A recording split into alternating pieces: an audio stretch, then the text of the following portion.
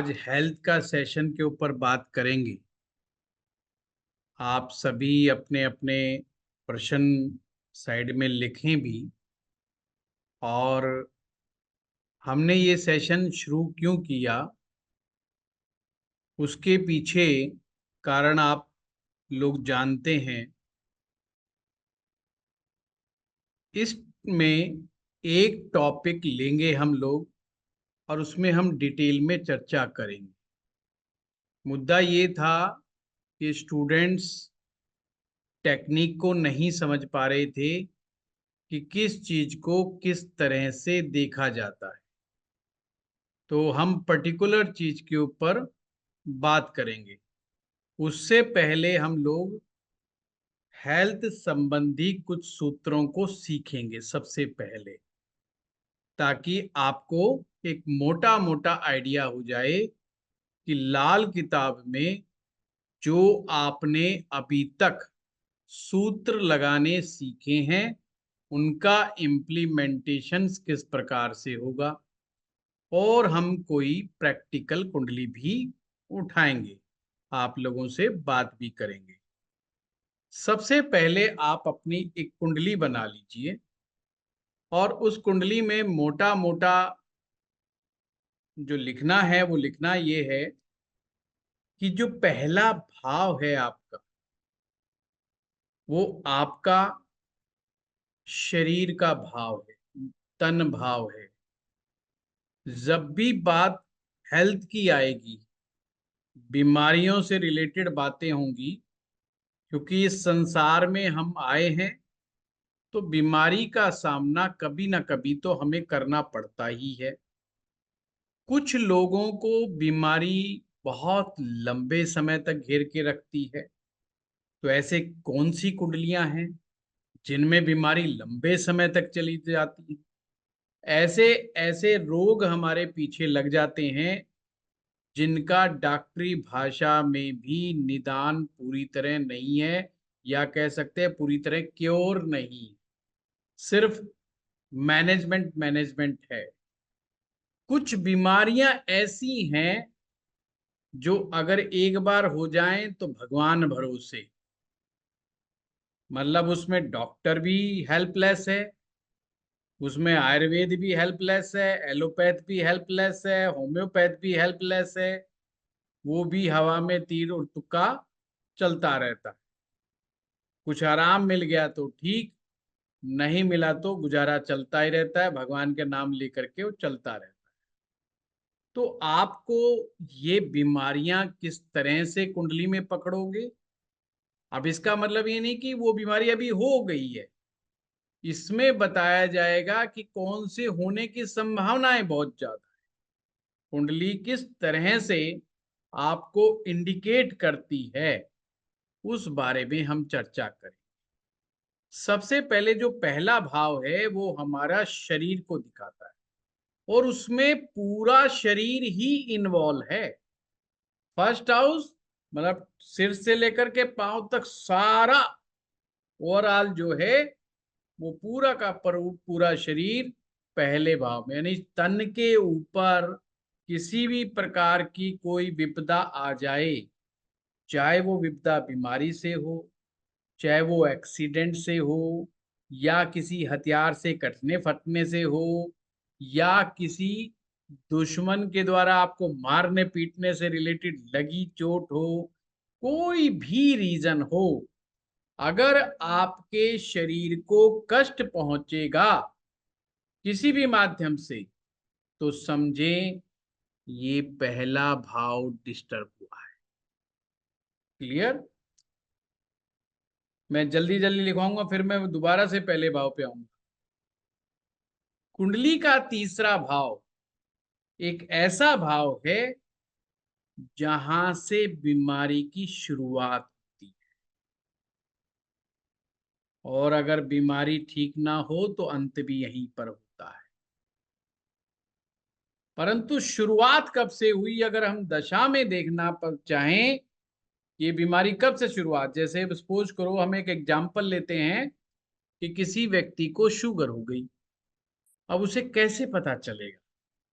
जब वो pre diabetic आया तो कोई लक्षण नहीं आएगा, और थोड़ा बहुत डायबिटिक हो गया तो भी कई बार लक्षण नहीं आते, उसको लक्षण पता ही नहीं चलते।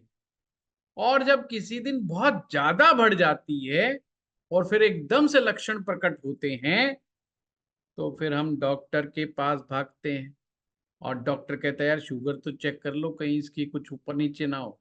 वो कहता है नहीं डॉक्टर साहब, शुगर शुगर तो मुझे आज तक नहीं आई। और डॉक्टर जब शुगर चेक करता है तो अरे यार तुझे तो, तेरी तो शुगर जंप मार गई है, तेरे को तो शुगर है, कितने दिनों से है? वो कहता है ये मुझे नहीं पता, पर कुंडली में ये कब से है, तो उसकी शुरुआत का टाइमिंग अगर आपको पता लगाना हो तो कुंडली का तीसरा भाव। इसी प्रकार से अब शुगर हो तो गई है या कोई भी बीमारी हो तो गई है, उस बीमारी को हील किया जाता है। हील करने का कार्य हमारा शरीर भी करता है, और दवाइयां भी करती हैं, एटमॉस्फेयर भी करता है।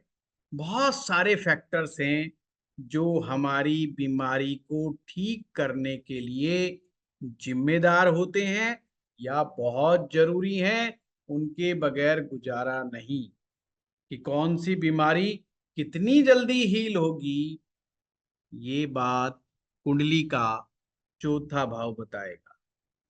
एक प्रकार का वो आपके शरीर का वैद्य है चौथा भाव, ये समझ लो, मतलब डॉक्टर है वो चौथा भाव।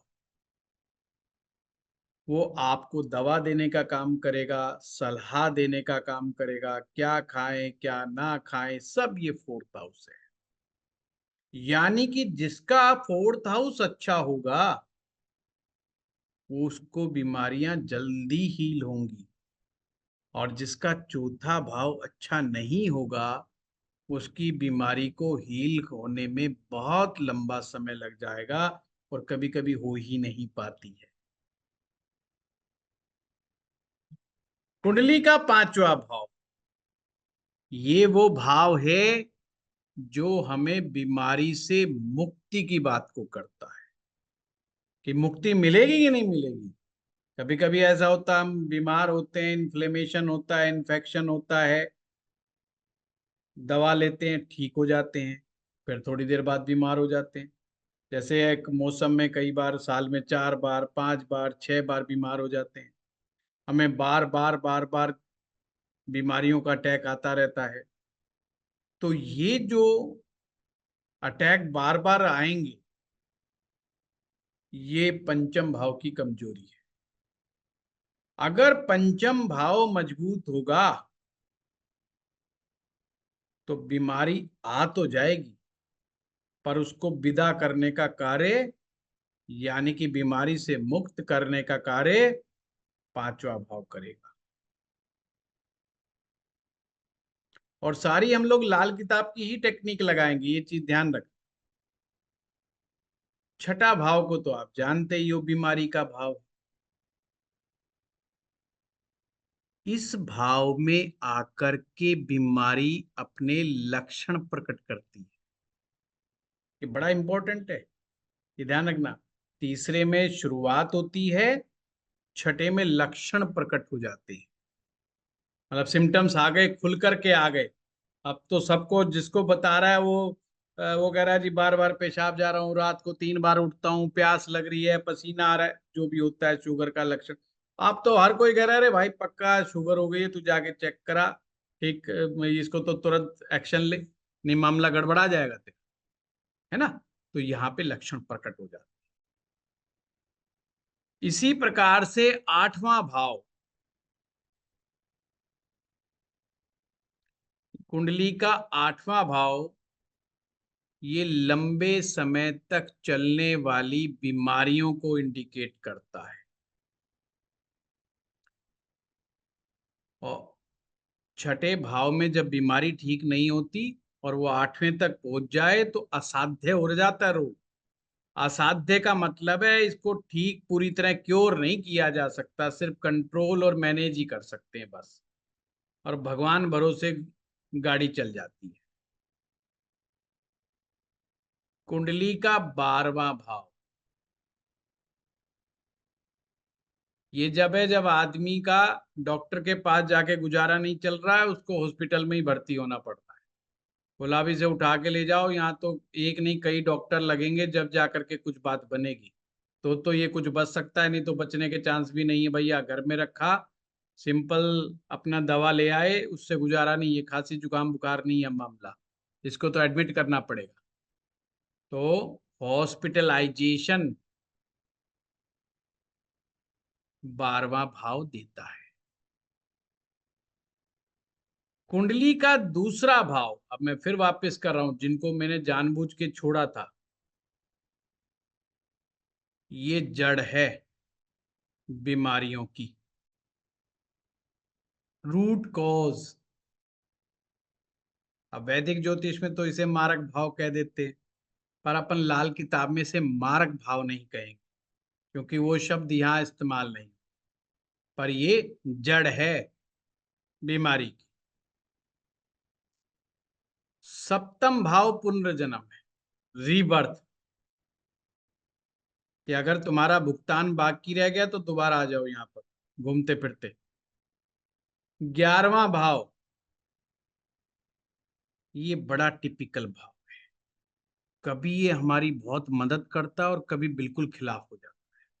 और जब ये खिलाफ खड़ा होता है तो बहुत भयंकर स्थिति में पहुंचा देता है।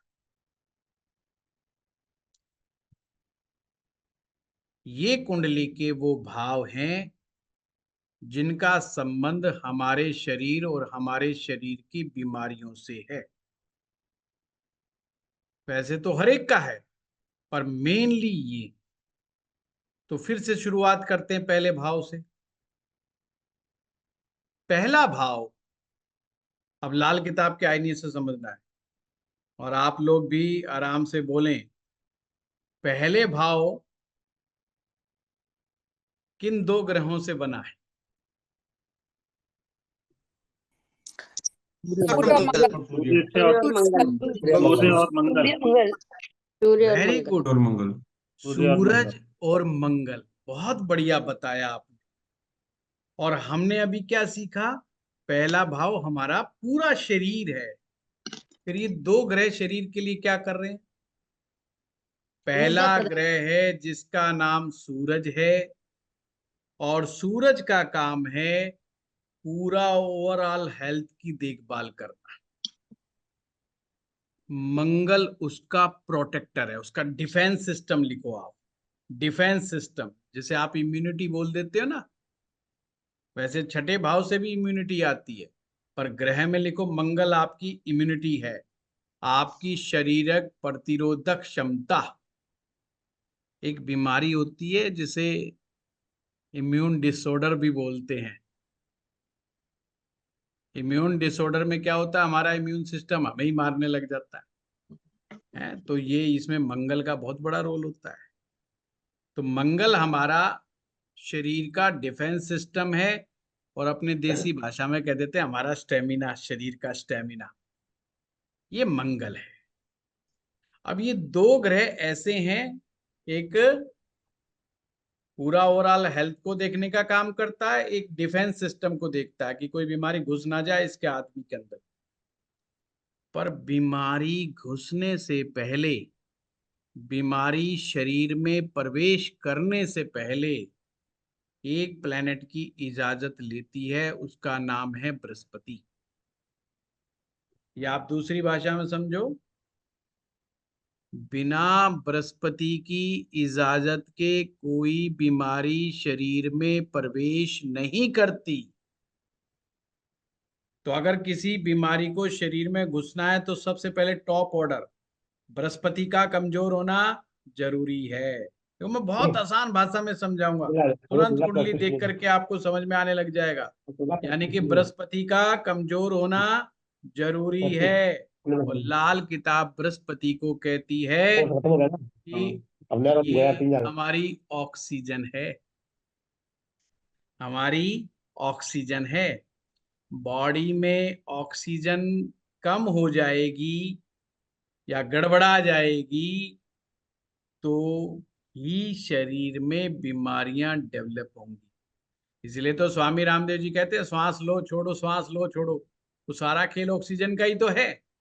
अब ऑक्सीजन ले रहे हैं, छोड़ रहे हैं, ले रहे हैं, छोड़ रहे हैं। जो लोग प्राणायाम करते हैं इसलिए वो बीमारियों से मुक्त हो पाते हैं। अगर आपको किसी को एस्ट्रोलॉजिकल समझाना हो कि प्राणायाम से लोग कैसे ठीक हो सकते हैं, तो उसका लॉजिक आपकी लाल किताब में दिया हुआ है कि बृहस्पति ऑक्सीजन है। जितना अच्छे से डीप ब्रीदिंग करोगे, जितना ऑक्सीजन को इनहेल ज्यादा मात्रा में करोगे, उतना ही ज्यादा चांस है आपका शरीर निरोगी रहेगा, और कोई बीमारी घुस गई है तो वो जल्दी ठीक होगी। देखा ना, चौथे भाव में हमने क्या लिखाया था, वो हीलिंग का भाव है, 4th हाउस। और गुरु बृहस्पति कहां पर जाके उच्च के होते हैं, चौथे भाव में। क्लियर, कनेक्ट कर पा रहे हो? 4th हाउस में, 4th हाउस हीलिंग, बृहस्पति वहीं जाकर के उच्च के हो रहे हैं लाल किताब में। यानी सुपर हीलिंग कि उच्च का बृहस्पति, मैंने बहुत सारी ऑक्सीजन, आपके बॉडी में ऑक्सीजन की कमी ही नहीं है। आपने कोरोना काल में देखा होगा, डॉक्टर साहब कहते थे भाई कि ऑक्सीजन नापो जिनका भी कोरोना हो गया, अगर ऑक्सीजन डाउन जा रही है तो स्थिति डेंजरस है। और बहुत सारे वो लोग जिनका बृहस्पति उस समय ठीक चल रहा था या ठीक हालात में था, उनको कोरोना होने के बावजूद भी ऑक्सीजन का लेवल नीचे नहीं गया। और जिन लोगों का बृहस्पति अच्छा होता है उनका ऑक्सीजन जब भी माप के देख लेना, किसी भी स्थिति में, इवन उनको बुखार हो तो भी उनका ऑक्सीजन लेवल ज्यादा नीचे नहीं जाता है, क्योंकि वो पावर ऑफ जुपिटर है। अब ये 3 ग्रहों का ट्रायंगल बन गया, सूरज का, मंगल का और बृहस्पति का। जब एक प्लेनेट डिस्टर्ब होता है, यानी कि बृहस्पति, तो ही कोई शरीर में रोग आएगा। फिर दूसरी बारी किसकी है, मंगल की। जब मंगल का कवच तोड़ने में कामयाब हो जाती है आपकी बीमारी, तो फिर शरीर के अंदर रोग उपद्रव मचाता है, घमासान मचा देता है आपके बॉडी के अंदर बीमारी। और अगर सूरज भी खराब हो जाए तो फिर शरीर राम भरोसे हो जाता है। फिर जो बचाए सो डॉक्टर बचाए, दवाई बचाए, फिर हम चौथे भाव के अधीन आ जाते हैं। वो बाद में देखेंगे। अच्छा, पहले ये समझा कि नहीं समझा? सिंपल सी टेक्निक है। 3 ग्रह में से अगर ये परेशान, और सभी की कुंडलियों में यही फार्मूला लगाना है। अगर किसी की कुंडली में सूरज मंदा बैठा है, इसका मतलब वो आपके हेल्थ को प्रोटेक्ट करने में कामयाब नहीं होता। अगर आपका मंगल मंदा बैठा है, मंगल यानी रक्त, तो आपका रक्त ही दूषित है। और दूषित रक्त के पास वो शक्ति है कि कोई ऐसी बीमारी नहीं जिसको वो पैदा ना कर। अब ये चीज समझ में आ गई? कभी भी कुंडली में ये 3 ग्रहों की स्थिति गड़बड़ होगी तो बीमारियां आए। अच्छा जी, ये लंबे समय तक चलने वाली बीमारियां नहीं देते, अच्छी बात इनकी। अगर ये 3 अलग अलग देखें तो लंबे समय तक नहीं, पर इनके साथ कुछ अन्य ग्रह मिलकर के उसको लंबा कर सकते हैं। लंबा समय तक चलने वाली बीमारियां कौन देता है? शनि ग्रह। लंबे समय तक चलने वाले रोग शनि के माध्यम से आते हैं, और रोगों को कॉम्प्लिकेटेड बनाने का कार्य राहु करता है। कॉम्प्लिकेटेड कैसे होता है? पहली बात तो खुद व्यक्ति को ही ना समझ में आए तेरे क्या आफत होगी। फिर डॉक्टर के पास जाए, डॉक्टर भी, एक डॉक्टर कुछ बताए, दूसरा कुछ बताए, तीसरा कुछ बताए, तो बेचारा पेशेंट क्या होगा उसका हाल? वो तो सो कंफ्यूज। जितना पेशेंट कंफ्यूज होगा उतना ज्यादा डरेगा। उसी को कहेगा भाई पता ही नहीं चल रहा, सारे टेस्ट करा लिए, कोई कुछ बता रहा है, कोई कुछ बता रहा है, ये समस्या क्या है ये पता ही नहीं चल रहा। कोई कहता है बिल्कुल ठीक है, चिंता ही मत करिए, तो नॉर्मल बीमारी है, और कोई कहता है इट मे बी कैंसर, और वो टेंशन में नाम सुनते ही। तो राहु चीजों को इस तरह से कॉम्प्लिकेट करता है। तो जहां पर शनि इन्वॉल्व हो जाएंगे, वो चीजों को बहुत लंबे समय तक, 3 साल, 5 साल, 7 साल बीमारी चल रही, कब ठीक होगा? राम भरोसे। किसी को सीजर आ रहे हैं, फिट्स आ रहे हैं, मिर्गी का रोग हो गया है, तो कब ठीक होगा? ना डॉक्टर कह सकता, ना भूत कह सकता। हो सके 3 साल दवाएं खाएं, हो सके 5 साल खाएं, हो सके बहुत लंबे समय खाएं, हो सके 1 साल में ठीक हो जाए, दोबारा फिट्स आए ना, कुछ नहीं कहा जा सकता। इसी प्रकार से अब हमें समझना है कि कौन सी बीमारियां किस ग्रह से आती। तो इसको हमने, बीमारियों को तो इतने नाम है कि भाई वो तो 5 साल, एक डॉक्टर जब बनता है उसको 7 साल लग जाते हैं। और तो अपन तो एक क्लास में तो नहीं कर पाएंगे, तो अपन उसको कैटेगरी बना दी, उसको 3 कैटेगरी बना दी। तो अपन उसको आयुर्वेद के संदर्भ में समझेंगे, क्योंकि आयुर्वेद ने 3 कैटेगरी में ही सारे जितने भी शरीर के रोग थे सारे समेट दिए। वात, कफ और पित्त। वात, कफ और पित्त। सबसे पहले हम पित्त को लेंगे। 3 ग्रह पित्त क्रिएट करते हैं। पित्त का मतलब हॉट, गरम। सूरज पॉजिटिव पित्त, मंगल नेगेटिव पित्त, और केतु अनबैलेंस्ड पित्त। मतलब बहुत ज्यादा पित्त पैदा हो गया है, मतलब सिंपल दवाइयों से भी कंट्रोल में नहीं। जब शरीर में आग या आग लगती रहती है अंदर ही बस। कई बार कुछ लोगों की एसिडिटी बड़ी भयंकर हो जाती है, वो 2-2, 3-3 गोलियां पेंटाप्रोजोल और ये सारे एक्सपेरिमेंट कर लेते हैं, फिर भी 3-3 दिन तक, 4-4 दिन तक उनको बड़ी भयंकर रहती है। पानी भी पीते तो भी उनको एसिडिटी का आभास होता है। ये केतु का दुष्परिणाम होगा।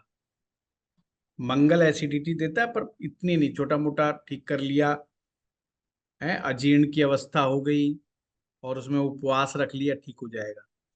पर केतु जब देता है तो फिर भयंकर दे देता है, और कभी कभी अल्सर क्रिएट कर देता है। तो ये पित्त का दुष्प्रभाव है। कफ कहाँ से आता है?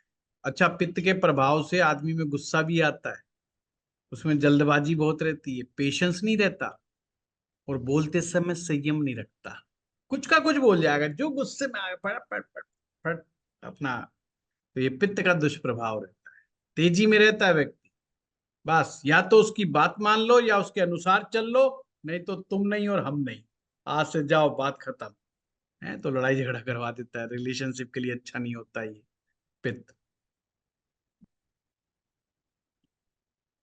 आप हैरान हो जाएंगे, आपकी कुंडली ये बताती है, एक व्यक्ति जैसा व्यवहार करता है, उस व्यवहार के पीछे उसके शरीर के अंदर होने वाली क्रिया प्रतिक्रियाएं। क्रिया प्रतिक्रियाएं कौन सी? ये वात का, पित्त का अनबैलेंस होना ही है। कोई भी व्यक्ति पैदाइशी रूप से खराब नहीं होता, हर इंसान बहुत अच्छे होते हैं, सभी शांति से रहना चाहते हैं, सभी प्रेम पूर्वक रहना चाहते हैं, फिर भी कुछ लोगों के झगड़े भयंकर हो जाते हैं। तो ये, जिन लोगों को गुस्सा ज्यादा आता है, घर में लड़ाई झगड़ा ज्यादा होता है, तो कुंडली देखो, कहीं उनका पित्त तो नहीं बढ़ा हुआ। पित्त बढ़ने से ये समस्या आती है। पित्त बढ़ने से रात को नींद नहीं आती है, बेचैनी बनी रहती है उनके अंदर, और इतने इरिटेटेड रहते हैं कि छोटी सी भी बात प्रतिकूलता की कह दी, उतनी देर में भड़क जाए। ये पित्त का इफेक्ट है। तो ये देने वाले 3 ग्रह, सूरज मंगल केतु, याद रख। अब आते कफ। कफ का मतलब ठंड। पहली थी गर्मी, अब है ठंड।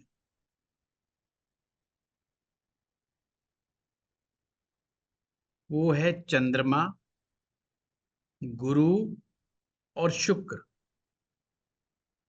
चंद्रमा, गुरु और शुक्र, ये तीनों कफ कारक है।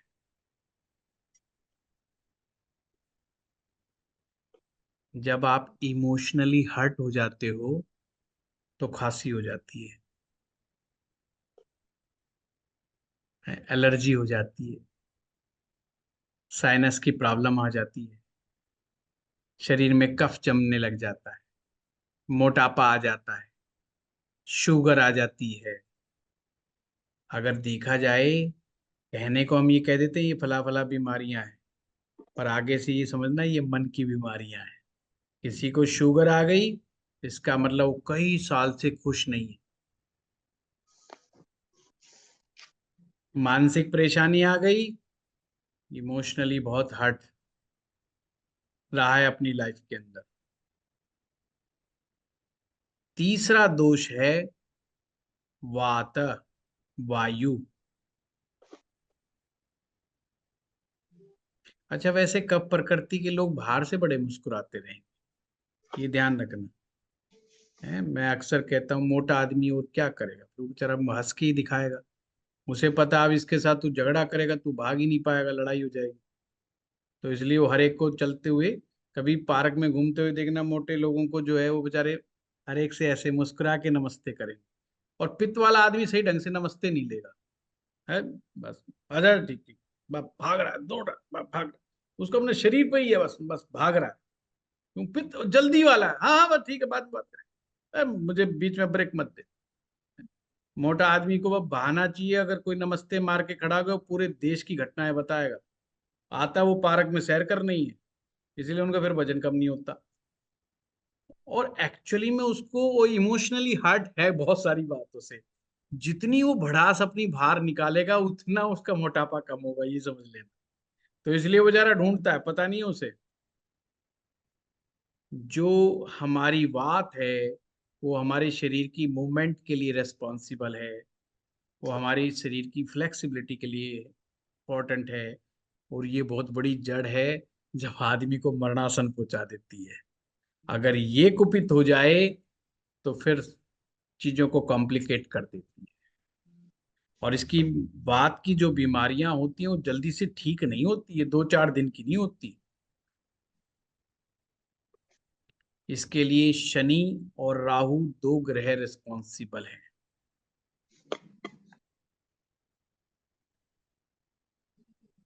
अब एक ग्रह बच जाता है बुध। बुध वैसा जिसके जैसा, जिसके साथ होगा उसी के जैसा हो जाएगा। वो कभी पित्त वाला बन जाएगा, कभी कफ वाला बन जाएगा, कभी एयर वाला बन जाएगा, उसका भरोसा नहीं है। जिसे कहते हैं बेपैंदे का लोटा। ये कहीं पर जिस प्लेनेट के साथ जिस सिचुएशन में चला जाएगा, वो सामने वाले की तरह ही अपना दोष देने लग जाएगा। और ये बैलेंस होगा तो वात कफ पित्त तीनों दोषों का समन करने वाला होता है। तो देखो बड़ा प्यारा सूत्र है। अगर कुंडली के अंदर बुध अच्छा हो जाएगा तो वात कफ और पित्त तीनों को बैलेंस रखेगा। कई लोग देखे हो ना, स्लिम स्मार्ट, बिल्कुल, साल में 2 बार खांसी जुकाम, बस 3 दिन में ठीक, 4 दिन में ठीक, एंटीबायोटिक लेंगे तो भी ठीक, नहीं लेंगे तो भी ठीक हो जाएंगे, इम्यूनिटी बहुत अच्छी रहेगी, शरीर पे कभी मोटापा नहीं आएगा, कभी कुछ नहीं आएगा, कभी इमोशनली हर्ट नहीं होंगे, खुश मिजाज लाइफ को मस्त तरीके से जिएंगे। मीन्स बुध बैलेंस है, अच्छा है। ये मैंने मोटे मोटे सूत्र आपको शरीर विज्ञान के संदर्भ में समझाने का प्रयास किया। अब आप लोगों में से किसी का हम कोई ऐसा होरोस्कोप लेंगे जिसके बारे में आपको पहली बात तो कॉम्प्लिकेटेड बीमारी नहीं बतानी है। ऐसा ना हो कि हमें ही दिमाग लगाना पड़े कि किस ग्रह से आई है। तो आज हम एग्जाम्पल के तौर पे एक सामान्य बीमारियां पकड़ेंगे। हमारा मकसद है अभ्यास करना, है ना। ऐसा नहीं कि कोई मानसिक ऐसी बीमारी बता दी, अब मैं ही सोच में पड़ गया यार ये बीमारी आई कहाँ से, किस ग्रह से आई, ये बीमारी होती क्या है। हैं। फिर हमारे बीच में डॉक्टर गुंजन जी हैं, फिर मुझे उनका सहारा लेना पड़ेगा, जी बीमारी बताओ क्या होती है, ये तो हमें ही नहीं पता, ढूंढेंगे कहाँ से। हैं तो ऐसा कोई एग्जाम्पल हम लोग लेंगे, हार्ट का है, किडनी का है, डायबिटीज का है, या डाइजेशन का है, तो हमने मोटा मोटा सूत्र पकड़ना है। फिर आप अपनी मर्जी से भाई, फिर जितना अभ्यास करोगे ज्योतिष में उतना ही आपको अच्छा मिलेगा, जितनी ज्यादा रिसर्च करोगे उतना ही ज्यादा आपको फायदा मिलेगा। ये फिर आपके ऊपर है कि कैसे क्या है। तो जो भी कुंडली देगा वो बीमारी भी बताएगा, बीमारी को कैसे पकड़ा वो हम चर्चा करेंगे। मैं स्लेट पर कुंडली बनाऊंगा, डिटेल अगर भेज दे तो आप विशाल जी आप भेजो एक बार डेट ऑफ बर्थ टाइम, मैं यहाँ कुंडली बनाता हूँ। सर डेट ऑफ बर्थ 29 नवंबर, 29 नवंबर। ईयर 1948, 1948। विशाल जी तो बहुत लंबा मामला कर दिया, बुजुर्ग हो गए। बताओ टाइम। सर टाइम देखो 4:51 सुबह। बुजुर्ग का मैं इसलिए नहीं लेना चाहता क्योंकि एक आयु के बाद एक नहीं मल्टीपल चीजें होती। मैं चाहता हूं कि कोई सिंगल डिसीजेस पकड़े या जिसको कोई स्पेशल परेशानी हो, क्योंकि वृद्धावस्था में एक नहीं कई चीजें हो जाती हैं, तो उसको फिर पकड़ना जो है स्टूडेंट के लिए। चलो अब तो शुरुआत सर सर एक मिनट मेरे पास कोई बात वही नहीं सर, कुर्सी मेरे पास है। थोड़ा आप सा टाइम मतलब बताओ, इसलिए मैंने टाइम डाला। टाइम बताइए। सर 4:51 सुबह, 4:51 AM PM। AM। जन्म स्थान। सर पीलीभीत, उत्तर प्रदेश। पीलीभीत। डेट क्या है? 29 हाँ जी नवंबर 1948, 4:51 सुबह का, पीलीभीत उत्तर प्रदेश। जी। ठीक है, ये आप सभी लोग कुंडली बना लो। पहले भाव में शुक्र चंद्र केतु, इनको क्या प्रॉब्लम क्या है विशाल जी?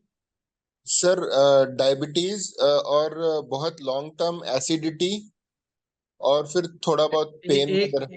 एक का ही करेंगे, मैंने कहा ना मल्टीपल होती है तो फिर पूछूंगा। पहले डायबिटीज पे फोकस करेंगे, ठीक है। जी सर, जी सर। हाँ, डायबिटीज कैसे पकड़ते हैं वो आज हम बात करेंगे। जी सर। मैं हाँ, पहले भाव में शुक्र चंद्र केतु, हाँ जी। दूसरे में सूर्य बुध, तीसरे में मंगल और गुरु,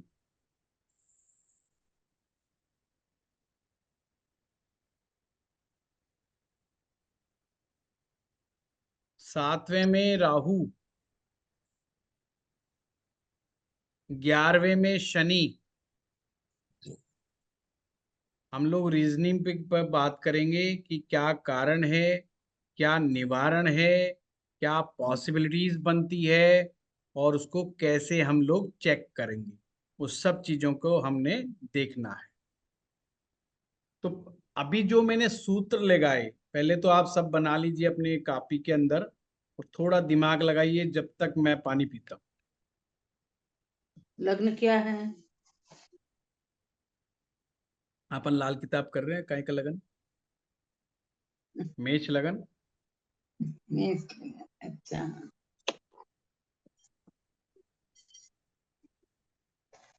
अपन तो लाल किताब का प्रैक्टिस कर रहे हैं ना। जी हाँ, जी जी जी गुरु जी।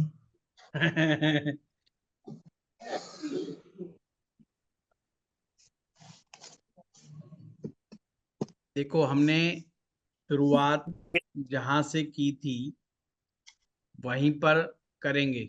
जब भी बात हेल्थ की आएगी, मोस्ट इम्पॉर्टेंट है कि हमें पहला भाव ही पकड़ना है।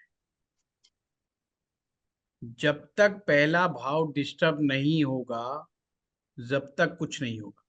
मैंने कहा ना, अगर शरीर पर अटैक होता है तो पहला भाव पर ही अटैक उसे माना जाएगा, वैसे कुछ नहीं होना। तो पहला भाव, दो ग्रह याद रखो, सूरज और मंगल। पहले तो ये देखें क्या सूरज मंगल कमजोर हैं या नहीं। अगर कमजोर हो गए हैं तो ये फिर बचपन से ही मामला चलता है। बचपन का मतलब बहुत अर्ली एज से ही, व्यक्ति बहुत छोटी एज से ही जो है शुरुआत हो जाती है। तो इसके अंदर दो चीजें जिम्मेवारी होती, जो जैसे भाव की जमीन, भाव का मालिक, और उसमें प्रवेश कौन कर गया। तो जमीन किसकी है? मंगल की। मालिक कौन है इसका? सूरज। और प्रवेश कौन कर गए? तीन ग्रह प्रवेश कर गए। शुक्र प्रवेश कर गया, यानी कि पहले भाव में शुक्र है, चंद्रमा है और केतु है। तीन ग्रह प्रवेश कर गए। पर पहले ये सूत्र समझ लेना है, सूरज मंगल कमजोर होंगे तो ये ज्यादा उपद्रव मचाएंगे, अगर मजबूत होंगे तो उपद्रव का लेवल कम होगा। ये मैं आपको बता दूं। तो सूरज कहां पे बैठा है? खाना नंबर 2 में। खाना नंबर 2 में बैठने से जो मैंने बताया था, अब आपकी परीक्षा भी साथ साथ में, आप आ तो गए बड़े मजे मजे में। यहाँ रोज परीक्षा होया करेगी आपकी, तो पता चलेगा लाल किताब कितनी सीखी। बताओ, सूरज अगर खाना नंबर 2 में आएगा तो कौन सा ग्रह गड़बड़ाया, कौन सा बिगड़ा, और सूरज कैसा रहा? शुक्र बिगड़ा, गड़बड़ गए सर। गुरु हैप्पी हो गया, गड़बड़ चंद्र गए। हैप्पी हो गया, शुक्र गड़बड़ हो गया। शुक्र गड़बड़ हो गए। जिसने लेकिन भी शुक्र और सूर्य दोनों अपने अपने स्थान का परिवर्तन कर रहे हैं ना। यहाँ पे शुक्र पहले भाव में आ गया सूरज के। नहीं, वो अभी बाद में देखेंगे, सेकंड स्टेप में। पहले मोटा मोटा, पहले बिल्कुल ओके देसी भाषा में देखना है, जी। पहले सिंपल, वो कॉम्प्लिकेशन में शुक्र बाद में गड़बड़ा देखेंगे। गया, चंद्र गुरु हैप्पी हो गए। जिसने भी ये कहा है कि शुक्र गड़बड़ा गया, वो बिल्कुल करेक्ट है, सूर्य उसका दुश्मन क्योंकि है। सेकंड हाउस गुरु और सूरज का, गुरु और शुक्र का है। अब सूरज जब दूसरे में जाएगा तो गुरु से तो मित्रता है उसकी, पर जी शुक्र के साथ मित्रता नहीं है। अब उसका तो वहां दोस्त मिल गया, दोनों अपने मजबूत हो गए, तो शुक्र को डेंट लग गया। पॉइंट नंबर 1 पकड़ में आया कि शुक्र को डेंट लग गया। पर क्या सूरज यहाँ बड़ा स्ट्रोंग है? तो सूरज तो ना तो बंद मुट्ठी के खानों में है, ना उच्च का है, ना नीच का है। तो इसे कहेंगे ना तो ये कमजोर है, पर ये ताकतवर भी नहीं है। ये भी नहीं कह सकते कि साहब ये बहुत ताकतवर हो गया। तो इसे हम कहेंगे बैलेंस आई है। इतना वो नहीं है कि साहब बहुत जबरदस्त नहीं आया, कमजोर भी नहीं है, इसे कमजोर भी नहीं कह सकते। पर इसने शुक्र को जरूर खराब कर दिया। अब दूसरा ग्रह है मंगल। ये बिल्कुल डिफरेंट टेक्निक है ज्योतिष की, मतलब पॉइंट पकड़ने की। और अब मैंने देखा मैक्सिमम लाल किताब सीखने वाले स्टूडेंट के सामने ये बड़ा चैलेंज है। तो वो कहते हैं जी वैदिक में तो हम फट पकड़ लेते हैं, इस भाव का मालिक यहाँ बैठा, वो गया और उसने उसको देखा, मैंने तुझको देखा, तुरंत हो जाता है काम। और यहाँ समझ में नहीं आता हुआ क्या। ये टेक्निक ज्यादा आसान है क्योंकि इसमें सीधापन बहुत है। एक बार छोटी सी चीज याद कर ली, हमेशा सीधापन। सर समझ इसमें गए? ऐसे भी पकड़ सकते हैं क्या? हाँ बताइए। सर इसमें ऐसे भी पकड़ सकते हैं क्या कि अगर सूर्य से चौथे साथ में अगर कोई इसका मित्र ग्रह हो तो सूर्य यहाँ पे वो बाद में, वो अभिषेक जी सेकंड स्टेप। पहले तो हमें समझना है कि उस भाव में ग्रह गया तो उसका क्या हुआ, वो तो बाद में ठीक उसको ताकत कितनी मिली, वो ठीक सेकंड स्टेप है। ठीक। हाँ नमस्कार अतुल जी। हाँ नमस्कार, बात ठीक है।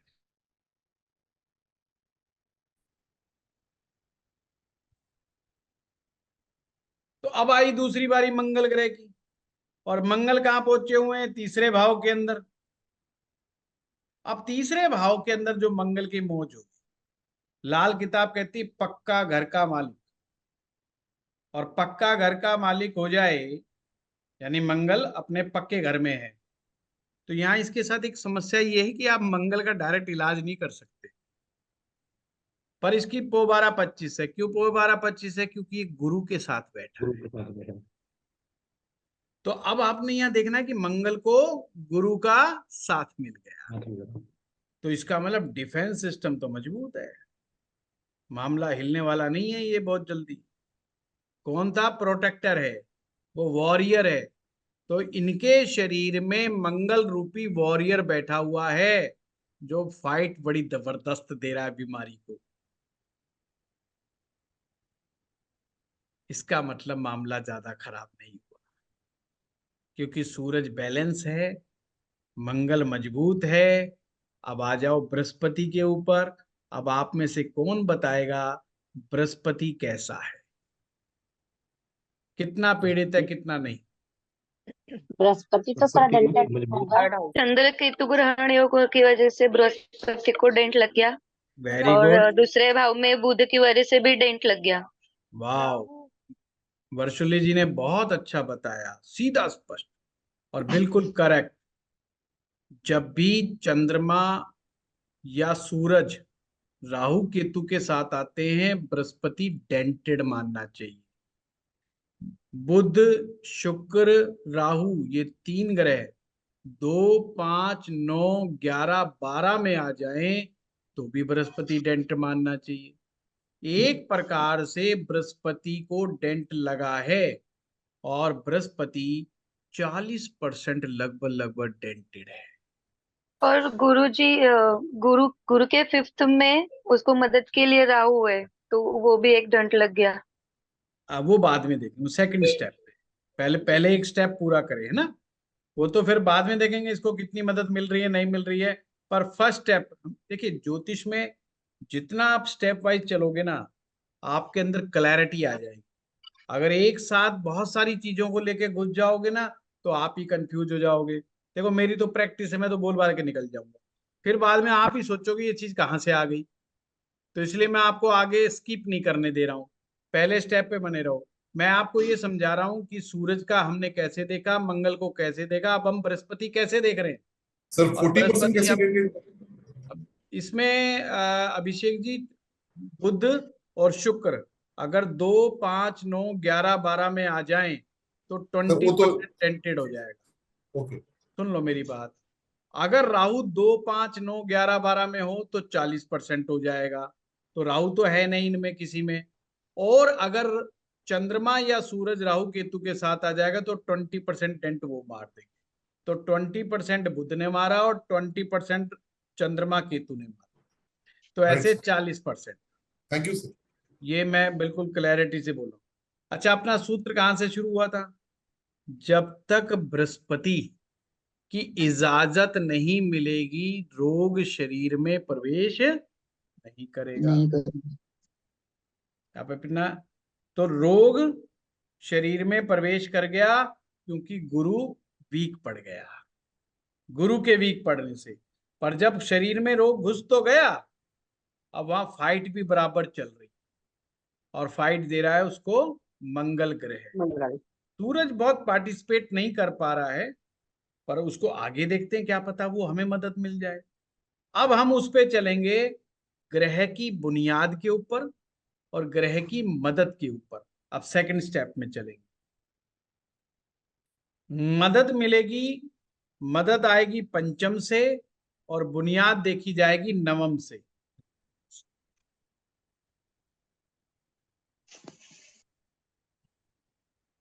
तो नवम तो खाली। नहीं पंचम नहीं, दिखानी। एक एक ग्रह की देखेंगे ममता जी, ऐसे मत करो। ऐसे पंचम खाली थोड़ी देखना है। अभी तो सूर्य मंगल गुरु पे टिके रहो। अभी तो हमने पहला स्टेप कंप्लीट किया है, क्या पता उनको कोई से ताकत मिल रही हो तो।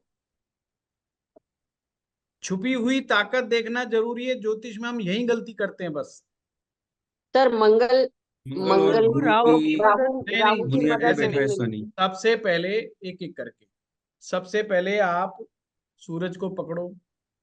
सूरज के 5वें में देखो कोई है? नहीं सर। कोई नहीं है। क्या 9वें में कोई है? नहीं है। नहीं। बहुत बढ़िया। तो इसका मतलब इसको मदद देने वाला कोई मित्र ग्रह कोई ऐसा नहीं है, यानी सूरज सो है, इसको एक्स्ट्रा ताकत नहीं है। मंगल से 5वां देखो कौन है? राहु। राहु राहु मंगल से 5वां है। मंगल से 9वां कौन है? शनि शनि। शनि। अब शनि। यहाँ पर एक चीज और समझ में आई, एक नया ट्विस्ट आ गया। अच्छा, ये शनि क्या क्या करेगा? मंगल की जड़ काटेगा कि मदद करेगा? जड़ काटेगा। काटेगा सर काटेगा। जड़ जड़ काटेगा। काटेगा। सर काटे। अब मंगल क्या था? मंगल हमारा ब्लड था, खून था, हमारा डिफेंस था हमारा। और शनि क्या है? वात, वायु। वायु में जब जॉइंट्स पेन हो जाता है ना, जोड़ों में दर्द, आर्थराइटिस हो गया, गाउट्स की प्रॉब्लम हो गया, आदमी की फ्लेक्सिबिलिटी कम हो गई, धीरे धीरे चल रहा है, घुटना अकड़ गया, पाँव अकड़ गया, ये मोटर सिस्टम आपका पकड़ नहीं पकड़ पा रहा, चीज पेन पकड़ रहा है छूट रहा है, या पकड़ मजबूत नहीं है, कोई चीज पकड़ लेगा तो पकड़ लेगा, अगर छूट गया तो छूट गया। तो उस तरह की ये सारी प्रॉब्लम जो है वायु की है। शनि क्या दे रहा है? वात। वात किस में मिक्स हो रही है? पित्त में मिक्स हो रही है। आप पित्त को समझो, एक आपने चूल्हा जला रखा है, उस चूल्हे में आग जल रही है। जो चूल्हे की आग होती है वो मंगल की अग्नि है। जो सूरज की अग्नि है कौन सी? जो सूरज से हमें रोशनी मिल रही है, जो हमें तपत मिल रही है, जो ताप मिल रहा है सूरज का, वो सूरज का अलग है। वो कभी भी इतना खराब नहीं होता कि आपको जला दे। पॉइंट समझे? तो ये मंगल मीन्स फायर, और फायर तो जली रही थी, अब हवा करने के लिए शनि भगवान आ गए। क्योंकि वो कौन है? शनि क्या है? एयर। अब किसी आग के सामने आपने भुट्टा सिकता हुआ देखा होगा, सब लोग वो खाते हैं ना, भुट्टा खाते हैं, तो जी भुट्टे जी। वाले कैसे सेकते हैं? हवा कर करके। हवा करते करते रहते हैं। लोहार धोखनी जलाता है हवा से, एकदम भड़कती है हवा। तो बॉड मंगल मीन्स जब नेगेटिव मंगल हो रहा होता है, यानी मंगल को कोई ग्रह डिस्टर्ब कर रहा होता है, तो वो इन्फ्लेमेशन क्रिएट करता है। तो बॉडी में इन्फ्लेमेशन क्रिएट होती है। मंगल खराब, इन्फ्लेमेशन मिलेगा ही मिलेगा।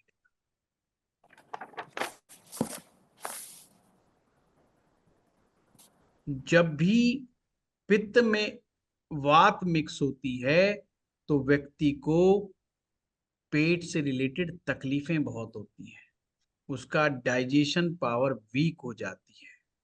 आयुर्वेद में इसे अग्नि मानते भी बोलते हैं। अग्नि मान लो, अग्नि मद्दी है कि ज्यादा खा लिया तो दब जाएगी, अब उसको भूख ही नहीं लग पा रही है, और वो चूर्ण पे चूर्ण फाक रहा है और चक्कर काट रहा है, बेचैन हो गया, भाई खा क्यों लिया, आज तो गलती हो गई, 2 रोटी फालतू खा ली मैंने, तो उसको गड़बड़ी हो गई।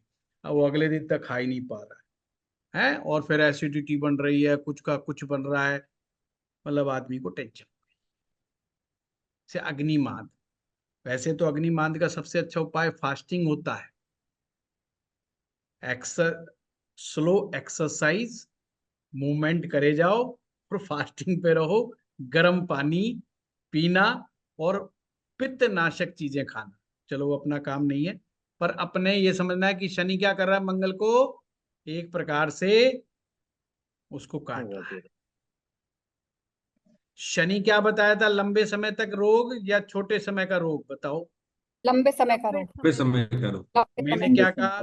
शनि इन्वॉल्व होगा, लंबी बीमारी चलाएगा, राहु इन्वॉल्व होगा तो चीज को कॉम्प्लिकेट करेगा। राहु चीजों को कॉम्प्लिकेट करेगा। अब आपको समझ में आ गया? मंगल के एक तरफ राहु जी महाराज बैठे हैं, और एक तरफ पंचम में मंगल के राहु बैठा है, और नवम में शनि। दोनों वात कारक। शनि वात दे रहा है और राहु क्या कर रहा है? कंफ्यूज कर रहा है बंदे को। अचानक से भूख एकदम जाग जाएगी, और इतनी तेजी से भूख लगेगी, और लगेगा आज तो मैं कुछ खा लूं, बढ़िया खा लूं, और खूब दब के बढ़िया खाएगा, और उस दिन वो अच्छा फील करेगा कि आज खाया, मेरा तो डाइजेशन एकदम ओके हो गया। 3 दिन ऐसा रहेगा, चौथे दिन कहेगा नजर लग गई, ये पिछला सारा निकालना पड़ रहा है जो खाया था, सारी खुशी नजर ही लग गई। अब जाओ, मैं आज के बाद से खाना बंद, आज से चाय बंद, आज से ये बंद। सब कंफ्यूज है, खाऊं के ना खाऊं, खाता हूं फंसता हूं, नहीं खाता हूं तो भी फंसता हूं। सर आपने बताया था कि फिफ्थ हाउस में हमेशा मदद ही करता है, कोई भी हाँ, ग्रह अगर हो। मदद, मदद जो होती है, मदद जब भी एक गुंडा आदमी करता है, उसकी मदद के साइड इफेक्ट्स बहुत होते हैं अभिषेक जी। ग्रह का नेचर बहुत हद तक जिम्मेवार होता है। राहु की मदद बस उसी तरह की मदद है जैसे दाऊद इब्राहिम आपको कह दे अभिषेक जी चिंता ना करो, आई विल हेल्प यू। अब अभिषेक जी टेंशन में कि हेल्प लूं कि ना लूं, कि किसी दिन पता चल गया तो उसका तो कुछ बिगड़ेगा नहीं, मुझे जरूर उठा ले जाएंगे। ये मदद तो है, वो व्यक्ति ये तो कहेगा कि काम तो फटाफट हो जाएगा पर गड़बड़। तो राहु की मदद हमेशा डाइसी रहती है, वो किसी मामले पे बड़ी हेल्प करती है और किसी में नहीं हेल्प करती। तो आपने बीमारियों के मामले में अगर राहु पंचम बैठा हो तो ये ध्यान रखना है, ये कोई हेल्प नहीं करने वाला, ये आपको उल्टा उलझाने वाला है। वो हेल्प किस मामले में करेगा? अब मेटेरियलिस्टिक मामले में राहु विल हेल्प यू। जैसे कोई पॉलिटिकल मामला है, किसी नेता से काम कराना है आपको, कोई किसी से कूटनीति के सहारे से आपको अपना काम निकलवाना है, वहां Rahu help, definitely Rahu help, वहां पे आपको मंगल को ये मदद पहुंचाएगा। पर बीमारी के मामले में राहु मदद नहीं पहुंचाएगा, ये ध्यान। ये ग्रह अपने नेचर के अनुसार ही right result. Sir, right sir. अब चलो आगे बढ़ते हैं। अब हमने गुरु को देखना है और गुरु के साथ भी सेम घटना घट रही है। मंगल भी उधर पंचम में है और शनि उधर है। अब यहाँ पर एक फायदा है गुरु के साथ, क्या है कि गुरु शनि मित्र की श्री। जड़ शनि नहीं काटता, ये सूत्र याद रखना। और मंगल की तो काट देता क्योंकि मंगल शनि में शत्रुता है, शत्रुता, हाँ। परंतु गुरु की वो जड़ नहीं काटता, ये ध्यान रखना। तो गुरु को ये खराब नहीं कर रहा इतना ज्यादा।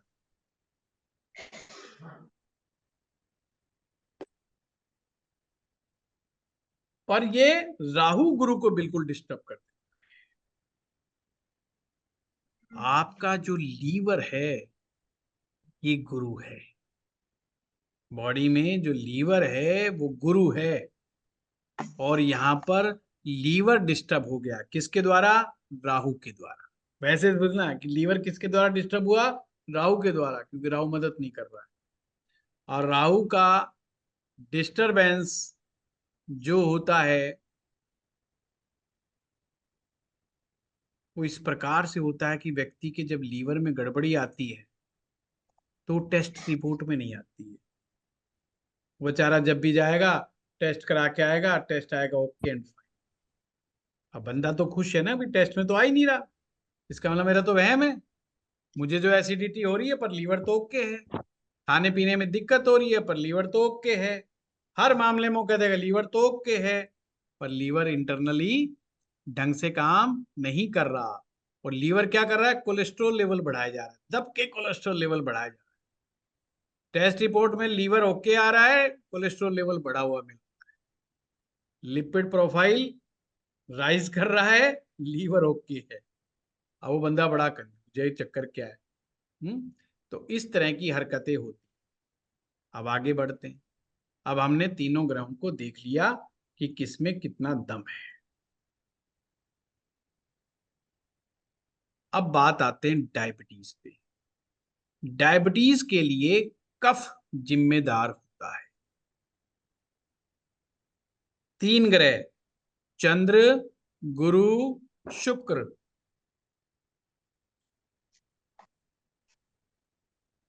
अच्छा, चंद्रमा को तो बताने की जरूरत ही नहीं, क्या हाल हो रहा है उसका बेचारे का। शुक्र भी है, केतु भी है। अब देखो डायबिटीज के पीछे सर पहला एक और क्वेश्चन था सर। रेस्पॉन्सिबल प्लेनेट जो है वो मून कैसे बनता है।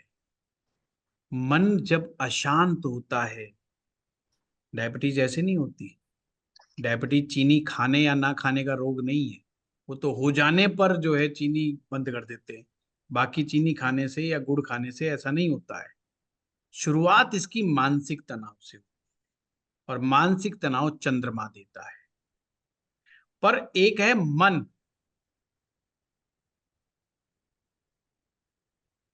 चंद्रमा हमारे अंतर मन को तो दिखाता ही दिखाता है, हमारे बाहरी लोक व्यवहार को भी दिखाता है कि हम लोगों से कैसे पेश आ रहे हैं। अगर हमारा मूड ऑफ होगा तो हम क्या जाया तो बाद में बात करें, बाद में आइए तो जाया मूड ऑफ है मेरा, यानी हमारा व्यवहार बड़ा इरिटेटिंग हो रहा है, ये चंद्रमा है। पर एक अंदर का इमोशन जो होता है वो शुक्र का इमोशन है, जिसे इंटरनल फीलिंग कहते हैं, जिसे इंटरनल हैप्पीनेस कहते हैं। असली कोर पॉइंट ये है, जब ये डिस्टर्ब हो जाता है तो डायबिटीज पक्के रूप से हो जाती है।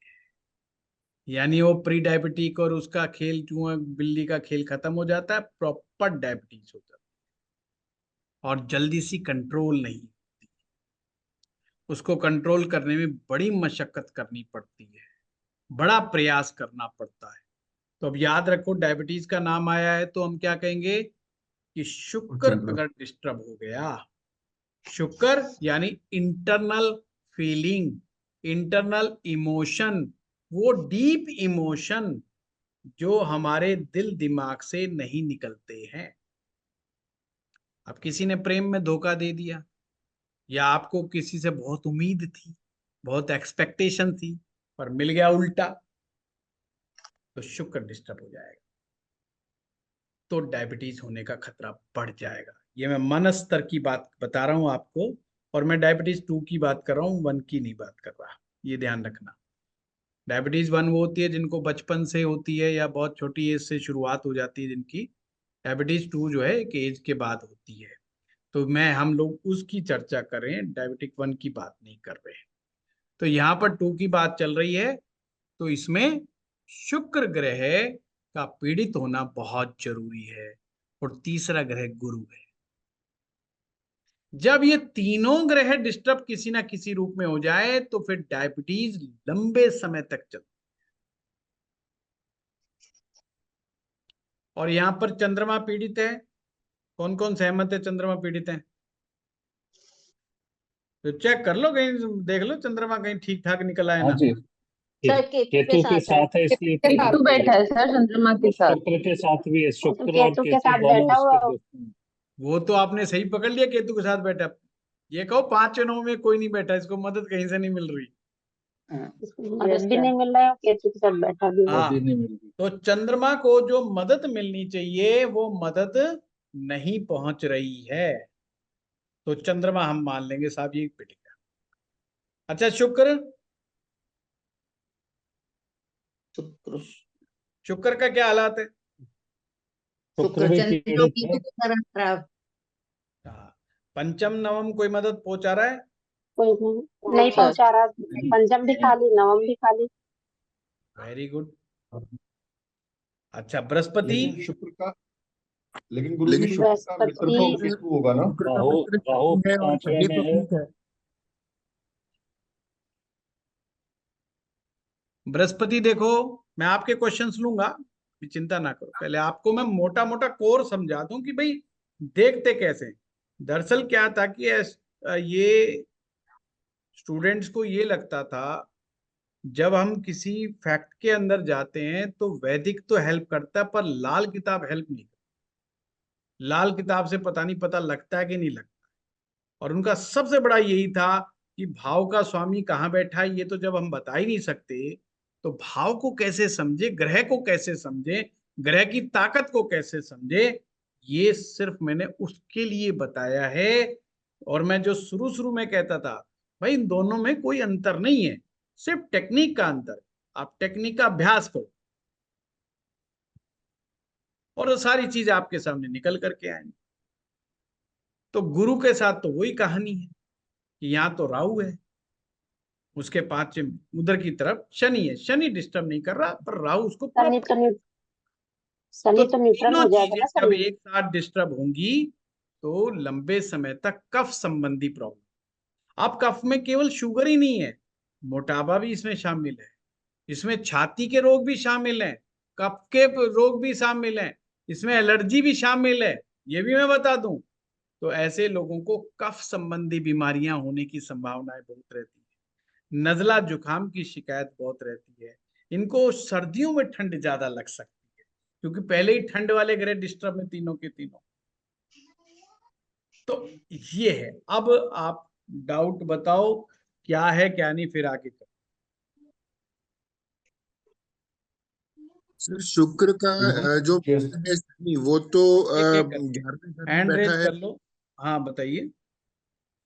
सर शुक्र का जो मित्र शनि है वो तो ठीक अपने घर में बैठा है, मतलब 11वें घर में है, तो वो तो ठीक है, तो वो उसको मदद नहीं पहुंचाएगा। नहीं, आपको तीरू टक्कर का कंसेप्ट बताया होगा। जब हमने टक्कर का कंसेप्ट बताया था, ग्रह अपने से तीसरे को अचानक चोट मारता है, लाल किताब में उसे अचानक चोट कहा गया है। अपने से तीसरे भाव में बैठे हुए ग्रह को अचानक चोट मारता है। हमेशा चोट नहीं मारता, पर जब भी मारता अचानक मारता है, पर मदद नहीं पहुंचाता है। तो शनि की यहां पर मदद नहीं मिल रही है। आप वैदिक में देखोगे तो मदद मानी जाएगी, वैसे लाल किताब से शनि की कोई मदद नहीं, मतलब वो शुक्र को मदद नहीं पहुंचा रहा है।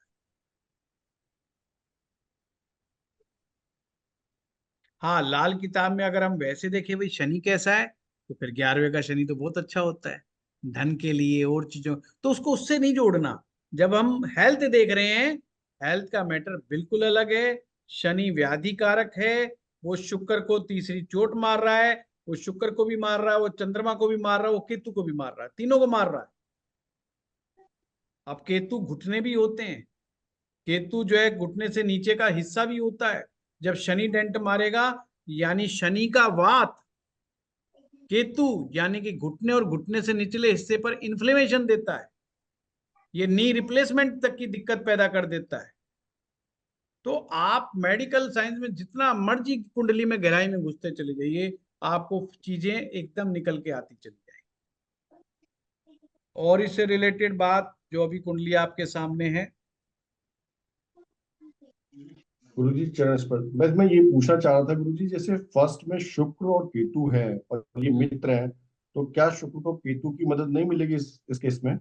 मित्र अलग प्रकार से, केतु के अंदर शुक्र का गुण समाया हुआ है। पॉइंट समझिए, वो मित्र किस पॉइंट से का साथ बैठना मित्रता नहीं है इसमें, ये हमेशा ध्यान रखना। किसी के भी पुरुष के शुक्र केतु साथ बैठ जाए तो एक तो पति पत्नी की नहीं बनती उनकी आपस में, ये बड़े भारी समस्या खड़ी हो जाती है ना। मैंने एक सिद्धांत लिखवाया था, शुक्र के साथ गर्म प्रकृति का ग्रह सूरज बैठ जाए, मंगल बैठ जाए, केतु बैठ जाए, उसके जीवन साथी का स्वभाव बहुत गर्म हो जाता है और दोनों में आपस में अंडरस्टैंडिंग का अभाव रह जाता है। अगर मित्र होते तो फिर प्रेम संबंध अच्छे होने चाहिए, सिंपल सी बात है। भाई मित्र हैं तो मित्रता तो फायदा देनी चाहिए ना, यहाँ तो नुकसान हो गया उनका। तो शुक्र केतु किस मायने में उसको मित्र कहा है, क्योंकि केतु में 3 ग्रहों का प्रभाव होता है और उन 3 ग्रहों में से एक ग्रह शुक्र है। इसीलिए लाल किताब में संतान पैदा करने की ताकत केतु को दी गई है। अब वो संतान पैदा करने की ताकत ऐसे तो आ ही नहीं जाएगी, अब पीछे से मदद तो शुक्र ही पहुंचाएगा ना। भाई संतान का जो बीज है वो तो शुक्र ही है, उसका स्थान कोई और नहीं ले सकता, उस बीज का स्थान वो तो वही रहेगा। पर वो किसके माध्यम से है? केतु के माध्यम से। जब हमारा केतु अलग आयाम पे चला जाता तो हम सन्यासी हो जाते। क्यों कहते साधु का कारक केतु? क्योंकि उसने शुक्र का त्याग कर दिया। शुक्र का त्याग मतलब अब साधु हो गए, अब लेना देना ही खत्म, अब उसका घर गृहस्थी से संबंध ही खत्म हो गया। तो जो घर छोड़ के जो साधुता अख्तियार कर ले वो फिर अध्यात्म का केतु हो जाता है, नहीं तो संसार चलाने का ग्रह केतु है। इसीलिए जो हमारी संतान देखी जाती है उसमें केतु का बहुत बड़ा असर देखते हैं हम लाल किताब। तो समझ गए संजीव जी ये क्या है? तो यहाँ शुक्र को ये मदद कुछ नहीं कर रहा, बल्कि बीच बीच में यूरिन इन्फेक्शन कर देता है, बीच बीच में ही किडनी की समस्या पैदा कर देता है। इसका केतु का कोई भरोसा नहीं, शुक्र को डिस्टर्ब कर रहा है जी। हाँ अभिषेक जी बताइए इससे रिलेटेड। सर इस कुंडली में इन तीनों को कोई ग्रह टक्कर नहीं मार रहा, क्योंकि 8वें में इन तीनों के 8वें कोई ग्रह नहीं है। नहीं ये 8वें को टक्कर मारेंगे ना, तो 8वां कोई ग्रह ही नहीं है सर।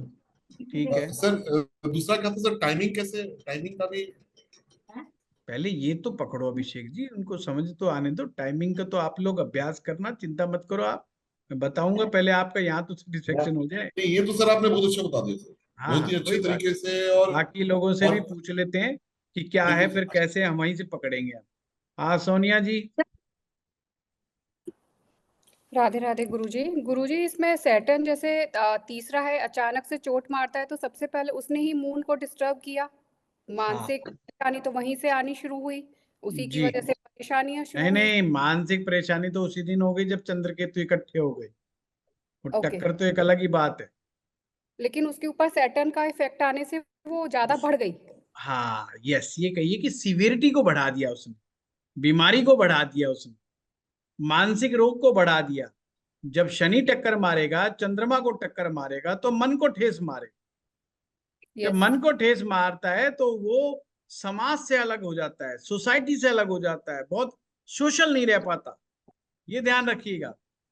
देखिए, शनि और राहु को विष दोष कहते हैं, और उसे एक प्रकार का सुसाइडल अटेम्प्ट वाला योग भी कहते हैं, मतलब उसमें सुसाइडल थॉट्स बहुत आते हैं।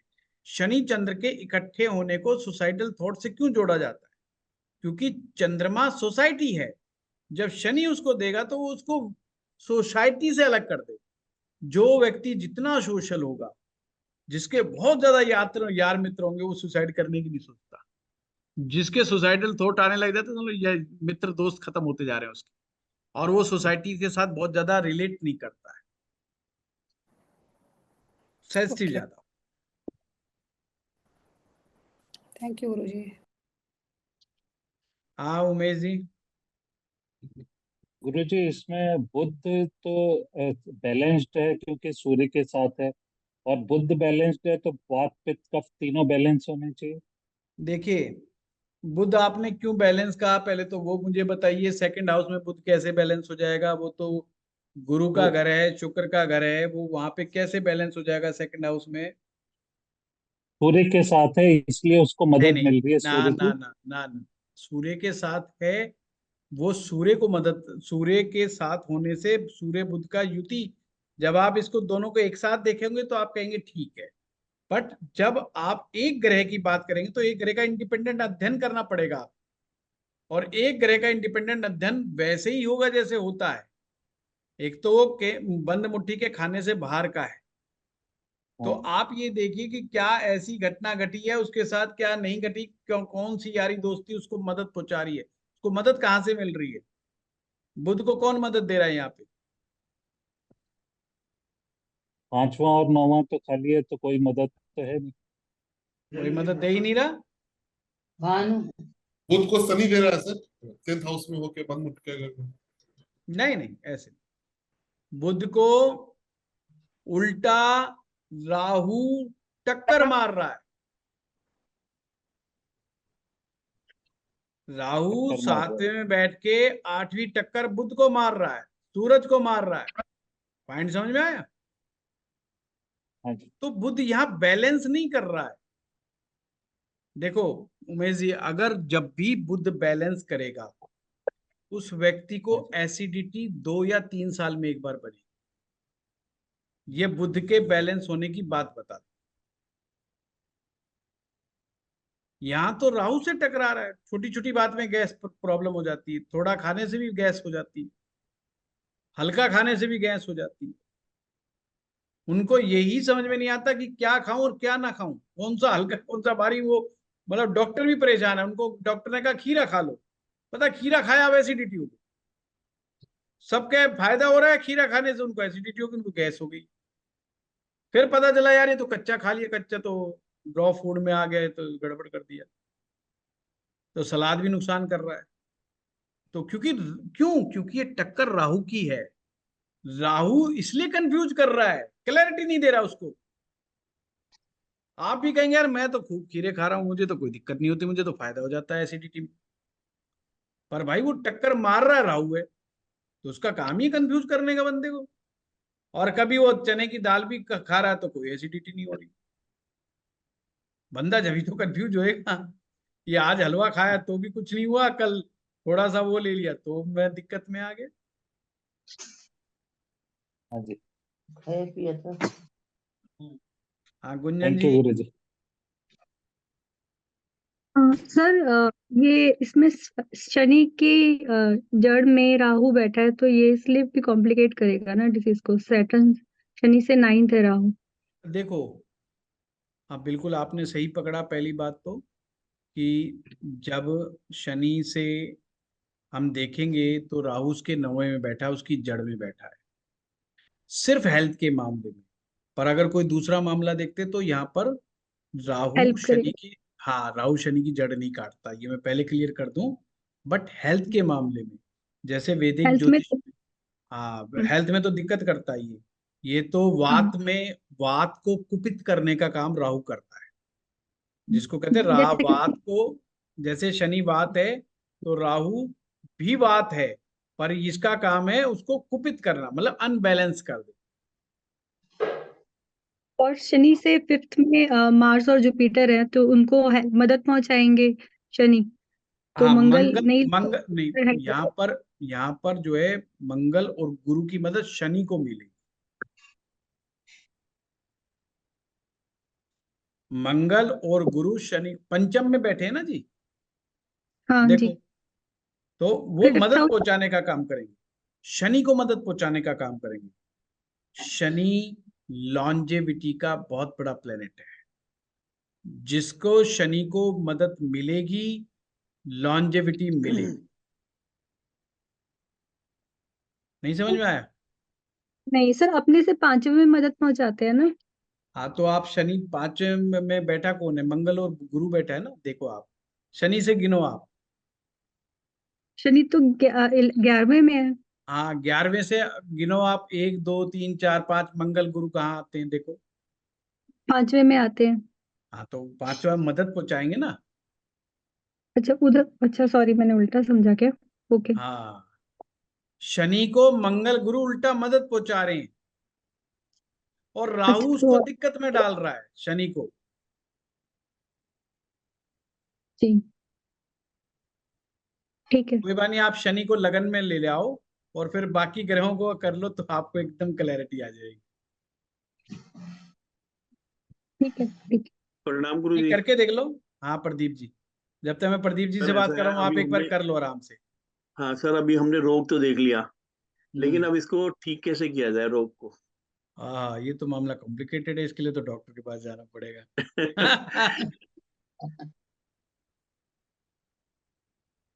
और ये देखिए, रोग कब होगा? देखो, रोग होने के लिए हमारे पास 2 टूल हैं लाल किताब में। पहला है हमारे पास हमारा दशा सिस्टम, और दूसरा है हमारे पास वर्चफल की टेक्निक।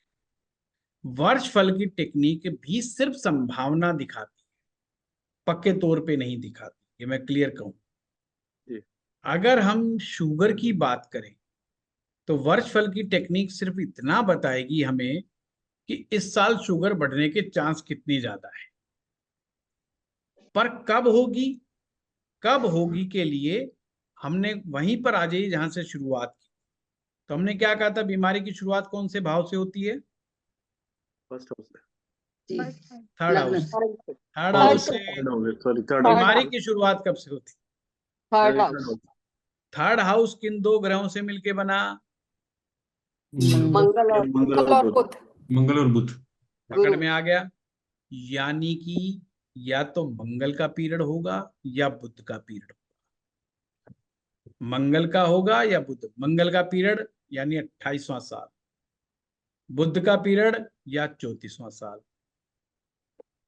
सिंपल सी बात है, या तो ये शुरुआत 28 में होगी या 34 में होगी। अब किस में होगी? तो आप ये देख लो, अगर जो ग्रह को मदद मिल रही है या जो ग्रह खराब नहीं है कम से कम उसके टाइम में नहीं। पर यहां मंगल को अगर हम मंगल पकड़ते हैं तो राहु मदद यहाँ नहीं डिस्टर्ब करता। कर रहा है। यस। ये कहता है कोई गारंटी नहीं, 28 के बाद भी दिक्कत हो सकती है। बुध को अगर हम पकड़े तो बुध को भी कोई मदद नहीं मिल रही, यानी ये 28वें में भी शुरुआत हो सकती है।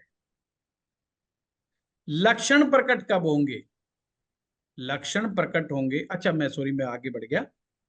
इन मंगल और बुध को ही हर बार के वर्षफल में देखो। मान लो 28 में लगाया, 29 में लगाया, 30 में लगाया, तो ये आपका रिसर्च का विषय है। जैसे एक आदमी को पता है कि मुझे जब पता चला, तो आप लगा लगा के देखो। मैं तो टेक्निक बता सकता हूँ, और वो मैंने टेक्निक में बता रहा हूँ। लक्षण कब खुल के प्रकट होंगे? खुल के प्रकट छठा भाव। छठा भाव यानी बुध और केतु। बुध केतु, बुध 34वां साल, केतु 48वां साल।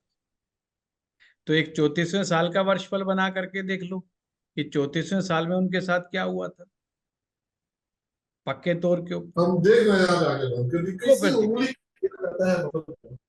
ठीक है, अच्छे से हम समझ गए।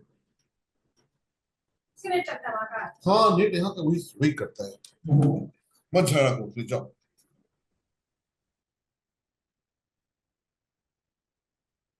ठीक है, तो बुध और केतु को आपने देखना है। म्यूट पे आ गए प्रदीप जी आप। सर ये थर्ड हाउस में बैठे हुए ग्रह की दशा में भी तो रोग हो सकता है। बिल्कुल हो सकता है, क्योंकि ये पीड़ित है, बिल्कुल पॉसिबिलिटीज बनती है। देखो एक तो मोटा मोटा है, अभी तो मैं बहुत मोटा मोटा कर रहा हूं कि मंगल 28वां में, गुरु 32वें में, तो बीमारी के सीन कब प्रकट हो रहे हैं? 28 में, 32 में, 34 में, 48 में। जो ग्रह डिस्टर्ब करेगा उसकी उम्र के अंदर वो ज्यादा डिस्टर्ब करेगा। फिर उसमें अंतर दशाएं भी निकलती हैं। अब इसमें आपके पास है कि वैदिक दशा में लगाना चाहो तो वैदिक दशा भी लगा सकती हो आप, उससे भी बहुत सटीक आएगा, उससे भी गड़बड़ नहीं आएगा। या हर बार का वर्षफल निकालो, वर्षफल से पता चल जाएगा। जो ग्रह बीमारी के लिए रेस्पॉन्सिबल है वो वर्षफल में खराब होना चाहिए, सिंपल बात। अगर में कौन सा शुक्र होता है? अगर शुक्र डायबिटीज के लिए मेन रेस्पॉन्सिबल प्लेनेट है, तो शुक्र वर्षफल में खराब होना चाहिए। अब आपको शुक्र को कैसे देखा जाता है, खराब कब माना जाता है, वो आपको मैंने समझा रखा है कोर्स में।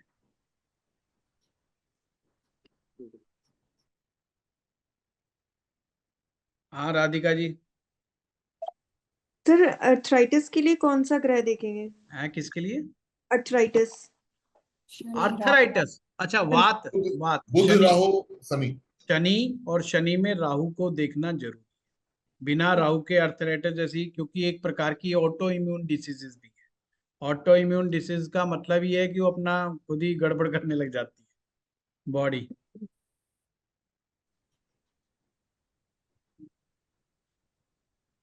देखिए आज हमारा ये पहला सेशन था और काफी लंबा गया। आपको वर्षफल की टेक्निक भी, ये सब चीजें धीरे धीरे अलग अलग चीजें आएंगी जब हम आपको बताते चलेंगे। आज सिर्फ मैंने ये समझाने का प्रयास किया है, लाल किताब अपने आप में एक प्रेडिक्टिव टेक्निक है। जो अभी तक हम ये सोचते थे कि केवल ये रेमेडियल टेक्निक है, पर ये प्रेडिक्टिव टेक्निक भी है। हम कुछ चीजों का ध्यान नहीं रखते। अब देखो हमने सबने देखा, और एक गलती हमसे भी हुई कि मैंने ये नहीं देखा कि राहु आठवीं टक्कर सूरज बुध दोनों को मार रहा है। हम पूरा सूरज को देख गए, पर हम राहु की 8वीं टक्कर नहीं देख पाए। ये मिस्टेक्स हैं, यही बस वो कहते हैं ना, यही दृष्टि घूम जाती कई बार। चलो मैं तो आपसे बातों में लग गया, पर किसी ने भी ध्यान नहीं दिया। तो ऐसे ही ना, बार बार जब एक कुंडली को देखते हैं तो कई चीजें ध्यान में आएंगी। आप जितना ज्यादा विश्लेषण करेंगे ध्यान में आएगा। अब गुंजन जी ने जब शनि देखा तो कि वो 5 में वो बैठे हुए थे और 9 में राहु बैठा हुआ था।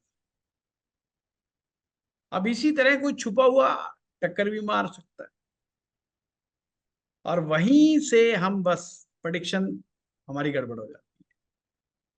ठीक है, हाँ आशु जी। हाँ जी गुरुजी, कैंसर जैसी बीमारी हम किस प्लैनेट से देखेंगे फिर? उसके लिए एक प्लेनेट जिम्मेदार नहीं होता आशु जी।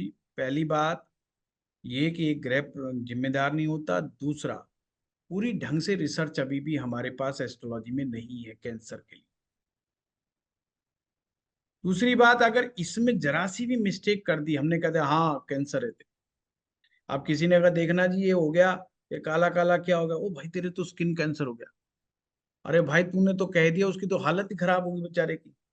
पता चला वो छोटा मोटा एक्जिमा था या कोई छोटा मोटा वो स्किन का प्रॉब्लम था, और हमने उसको कह दिया। तो बहुत सटीकता से कैंसर के बारे में कुंडली में कहना बहुत मुश्किल है।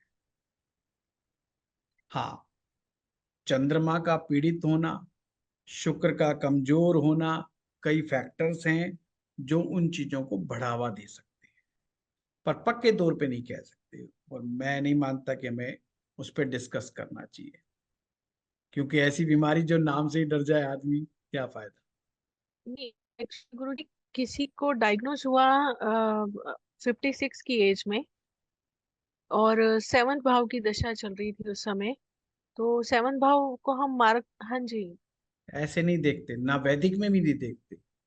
ये टेक्निक गलत है कि 7th भाव की दशा है तो उसको कैंसर हो जाएगा। 7th हाउस ही है जो हमारा शादी जब से होती है मरने दम तक एक्टिव रहता है। जब हम पैसा कमाना शुरू करते हैं 7th हाउस हमारा एक्टिवेट हो जाता है।